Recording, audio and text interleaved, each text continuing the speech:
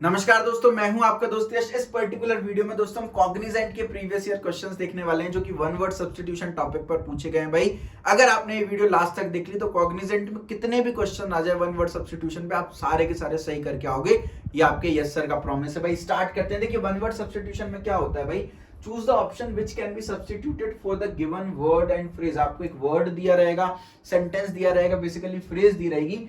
इस फ्रेज को अगर मुझे एक शब्द में लिखना है तो मैं कैसे लिख सकता हूं भाई। तो वोकैबुलरी थोड़ी स्ट्रांग होना जरूरी है, नहीं भी है तो टेंशन नहीं, मुझ पर छोड़ दीजिए भाई। ये आपका कॉग्निजेंट में 2 बार पूछा गया था, 2018 में और 2022 में। भाई प्रीवियस ईयर क्वेश्चंस रिपीट होते हैं, इसलिए मैं करा रहा हूं आपको सॉल्व। क्या बोला है, person who is new to a subject. भाई एक व्यक्ति जो कि किसी सब्जेक्ट में, सब्जेक्ट का मतलब बेसिकली किसी भी एक्टिविटी में या किसी भी ऑफिस में भाई जो नया हो, न्यू अराइवल बोलते हैं ना, जो नया व्यक्ति है एकदम भाई, उसको हम बोल देते हैं भाई, क्या बोलते हैं, न्यूफिलियाक, न्यूनेट, न्यूटेरिक, न्यूफाइट। देखिए सबसे पहला वर्ड क्या है, न्यूफिलियाक। न्यूफिलियाक का मतलब क्या होता है, देखो 2 चीजें होती है, एक होता है फोबिया, एक होता है फिलिक। फोबिया का मतलब होता है डर, हाइड्रोफोबिया, पानी से डर, है ना। और फिलियाक का मतलब होता है पसंद होना कोई भी चीज। तो न्यूफिलियाक मतलब न्यू मतलब नई, है ना, न्यू। तो एक ऐसा व्यक्ति जिसको नई चीजें करना, नई जगह पर जाना पसंद है, ऐसे व्यक्ति को न्यू एडवेंचर करना पसंद है, ऐसे व्यक्ति को हम बोल देते हैं न्यूफिलियाक। अगर आप भाई न्यूफिलियाक है तो कमेंट बॉक्स में जरूर बताइए भाई आपको क्या करना पसंद है, क्या नया करना पसंद है भाई। सेकंड वर्ड है आपका न्यूनेट। न्यूनेट का मतलब देखो, न्यू जहां भी आ गया मतलब न्यू। तो न्यूनेट जो होता है ये न्यूली बॉर्न बेबी के लिए, एक ऐसा बेबी जिसको 1 महीना भी नहीं हुआ है, 1 महीना से कम हुआ है, ऐसे बेबी को हम न्यूनेट बोल देते हैं भाई। तीसरा वर्ड है न्यूटेरिक। न्यूटेरिक जस्ट एक कॉमन वर्ड है जो कि न्यू या रिसेंट चीज के लिए यूज होता है। कोई भी चीज नई आई है मार्केट में या रिसेंटली कोई भी काम हुआ है, इसको हम न्यूटेरिक बोल देते हैं। तो बहुत ही जनरल टर्म है। And the fourth one which is the answer to our question, neophyte. Neophyte का मतलब एक न्यू अराइवल, एक व्यक्ति जो कि किसी एक्टिविटी में, किसी सब्जेक्ट में या किसी ऑफिस में न्यू अराइवल हुआ हो, इसको न्यूफाइट बोल देते हैं। तो भाई अगेन करेक्ट आंसर क्या हो गया आपका, ऑप्शन डी हो गया। एंड अगेन भाई मैं यहां तक नहीं रुकूंगा, आपको सारे वर्ड्स के रिटर्न मीनिंग्स भी प्रोवाइड कर रहा हूं भाई। आपके प्लेसमेंट के साथ मैं बिल्कुल भी कॉम्प्रोमाइज नहीं करूंगा। वीडियो को लाइक कर दीजिए फटाफट से। अगले सवाल पर मूव करते हैं दोस्तों। कॉग्निजेंट में 2020 में पूछा गया था, मजेदार सवाल है, आप लोग रिलेट कर पाएंगे।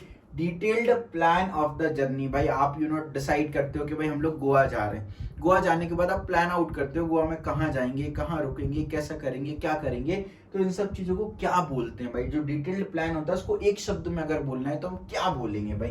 तो पहला ऑप्शन है ट्रेवलॉग। भाई ट्रेवलॉग को अगर आप ध्यान से देखें तो 2 वर्ड से बना है, ट्रेवल एंड ब्लॉग, ऐसा बोल सकते हैं या इसको ऐसे बोल सकते हैं, ट्रेवल एंड व्लॉग। तो बेसिकली आप कहीं पर ट्रेवल करके आ चुके हो, अब आप उस पर कुछ फिल्म लिख रहे हो, कोई वीडियो बना रहे हो, कोई टेक्स्ट लिख रहे हो बेसिकली, जहां पर आप कहाँ कहाँ विजिट किए, आपने अपने एक्सपीरियंसेस वगैरह सब कुछ शेयर किए। तो ये बेसिकली एक ट्रेवलॉग का एग्जांपल हो गया। तो भाई ट्रेवलॉग तो अपना आंसर नहीं है। सेकंड ऑप्शन दे रखा था ट्रेवल किट। भाई आप ट्रेवल करने जाते हो तो किट बना के जाते हो भाई, मेकअप का सामान रखते हो, फर्स्ट एड का सामान रखते हो। लड़कियों के लिए इतना सब कुछ रखना पड़ता है भाई, हम लौंडों के लिए क्या, एक कंगा हो जाए यही हमारी ट्रेवल किट है, इसके अलावा हमको किसी चीज की जरूरत नहीं पड़ती। तो ट्रेवल किट भी आंसर नहीं है।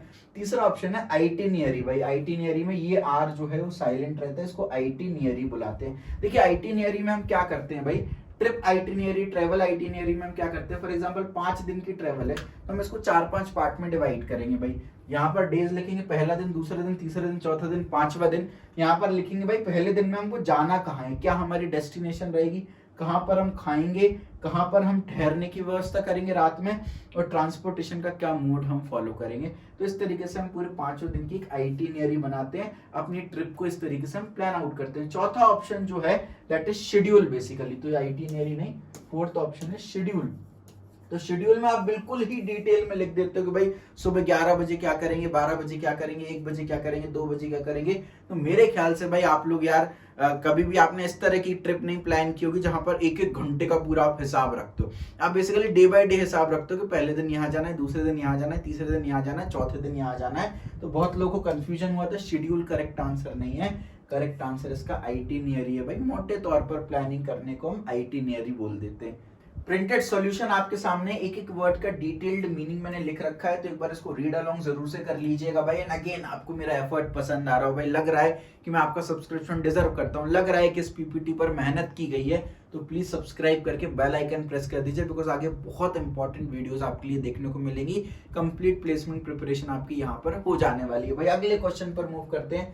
कॉग्निजेंट में 2019 में पूछा था भाई, कोई व्यक्ति जो कि प्राउड है, एरोगेंट है, अपने आप पर गर्व है, किसी से बातचीत नहीं करता, कोई फ्रेंडली नहीं है, ईगो है भाई, एकदम मैं प्राउड हूं, मैं ही सब कुछ हूं, ऐसे व्यक्ति को क्या बोलते हैं भाई?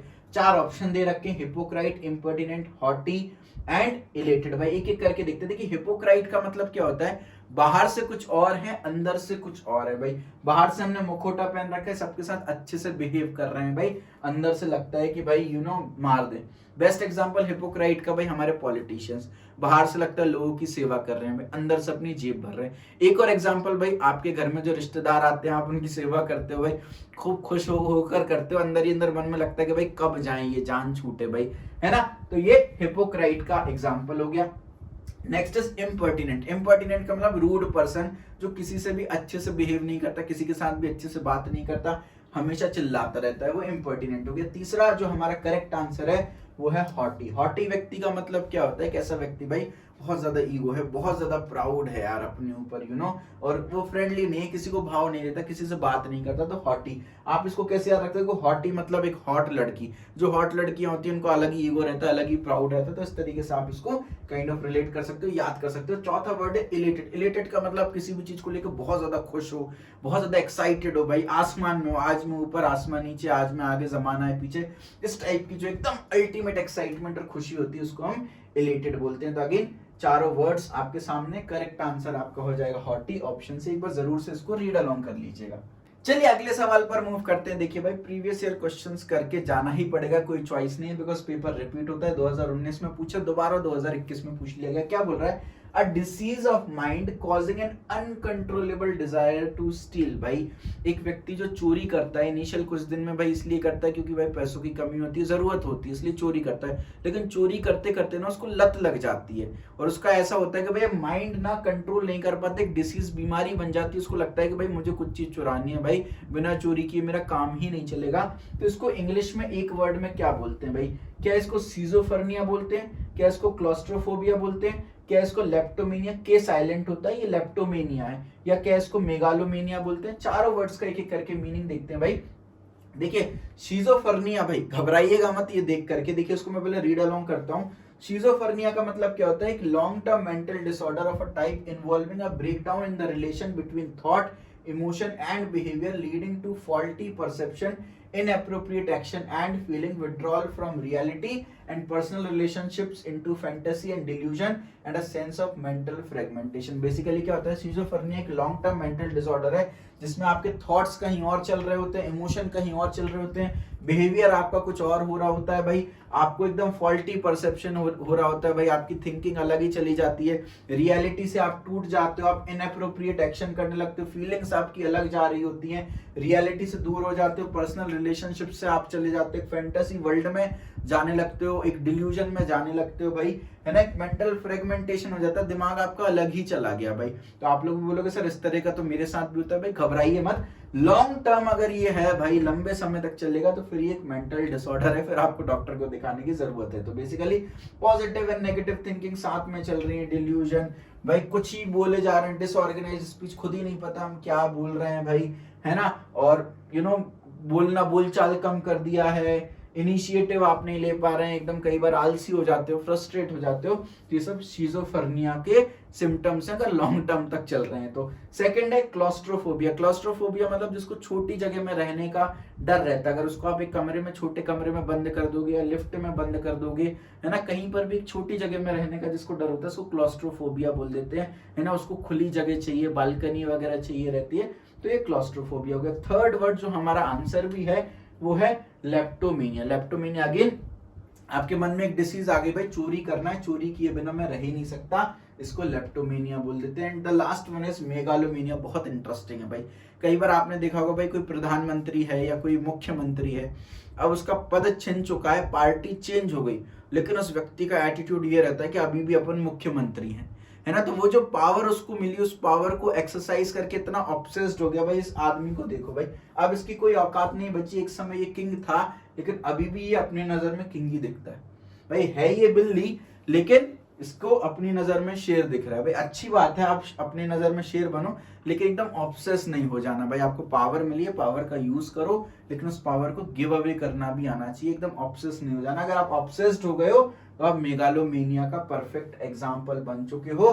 तो correct answer is option C. सारे वर्ड्स एक बार जरूर से पढ़ लीजिएगा भाई, बहुत इंपॉर्टेंट है। अगला क्वेश्चन आपकी स्क्रीन पर है, कॉग्निजेंट में 2018 में पूछा गया था भाई, an expression of mild disapproval. आप भाई किसी चीज से अप्रूव नहीं करते हो, लेकिन एकदम स्ट्रॉन्ग डिसअप्रूवल नहीं है, माइल्ड डिसअप्रूवल। जैसे एग्जांपल बताता हूँ, मान लो आपको किसी रिश्तेदार के यहाँ जाना हो भाई, तो शाम को जाना है फॉर एग्जांपल, सुबह तो बहुत एक्साइटमेंट रहती है यार, शाम को यहाँ पे जाएंगे, जैसे ही शाम आ रही होती है ना, अरे यार घर से बाहर निकलना पड़ेगा, तकलीफ सी होने लगती है, तो एक माइल्ड डिसअप्रूवल होने लगता है। ऐसा नहीं कि भाई बिल्कुल ही नहीं जाना, नफरत करता हूँ उससे, ये तो स्ट्रॉन्ग डिसअप्रूवल हो गया भाई। प्यार करते हैं लेकिन यार मन नहीं कर रहा जाने का, तो माइल्ड डिसअप्रूवल हो गया। या आप किसी को ब्लेम कर रहे हो, किसी की बात से सहमत नहीं हो, लेकिन वो आपका अपना है तो लड़ तो सकते नहीं हो, तो माइल्ड डिसअप्रूवल आप दिखा रहे हो, अपने दोस्त के साथ दिखा रहे हो, तो उसको क्या बोलते हैं भाई? वार्निंग तो बिल्कुल नहीं बोलेंगे भाई, वार्निंग तो अलग ही केस हो गया। Second is डिनिग्रेशन। डिनिग्रेशन भाई आपको कभी नहीं करना चाहिए। डिनिग्रेशन का मतलब होता है किसी व्यक्ति को अननेसेसरी क्रिटिसाइज करना। भाई किसी की गलती है तो आप उसको क्रिटिसाइज करो भाई, तो आप उसकी आलोचना करो भाई, उसके बारे में बुरा भला बोलो, लेकिन अननेसेसरी मत बोलो। अगर आप अननेसेसरी बोल रहे हो तो आप डिनिग्रेशन कर रहे हो, आप पाप के भागी बन रहे हो। जैसे फॉर एग्जांपल इस लड़की को देखो भाई, लोग कमेंट पास करेंगे फैट है, फेक है, वीक है, बोरिंग है, अगली है भाई, बिम्बो है, ये स्टूपिड है, वियर्ड है, कोई लाइफ नहीं बची है भाई, तो अननेसेसरी क्रिटिसाइज करने को बोलते हैं डेनिग्रेशन भाई। तीसरा वर्ड था इम्पर्टिनेंस। इम्पर्टिनेंस का मतलब अभी देखो हमने डिस्कस किया, इसलिए मैंने बोला वर्ड्स रिपीट होते हैं। इम्पर्टिनेंस का मतलब क्या हो गया भाई? जो व्यक्ति रूड है, किसी की रिस्पेक्ट नहीं करता, हमेशा चिल्लाता रहता है, हमेशा गुस्से में रहता है। तो चौथा वर्ड है रिप्रूफ, जो हमारा आंसर भी है। एक माइल्ड डिसअप्रूवल अगर आपको है किसी चीज को लेकर के, या किसी को आप ब्लेम कर रहे हो, तो उसको हम रिप्रूफ बोल देते हैं भाई। तो करेक्ट आंसर हो गया आपका ऑप्शन डी। चारों आपको वर्ड्स की मीनिंग लिख दिए, हालांकि पढ़ने की जरूरत नहीं पड़ेगी, मैंने अच्छे से एक्सप्लेन कर दिया। फिर भी अगर नीट लगे तो आप पढ़ सकते हैं भाई। अगला सवाल कॉग्निजेंट में 2022 में पूछा गया था, ये आपका विद्यार्थी कर्तव्य है, होमवर्क क्वेश्चन है भाई। कमेंट सेक्शन में मुझे आपका आंसर चाहिए, आंसर दें भाई। पीपीटी बनाने में बहुत मेहनत लगी है बच्चों, तो लाइक कर दें और एक बढ़िया सा कमेंट छोड़ दें, दोस्तों में वीडियो शेयर कर दें। Thank you so much, love you.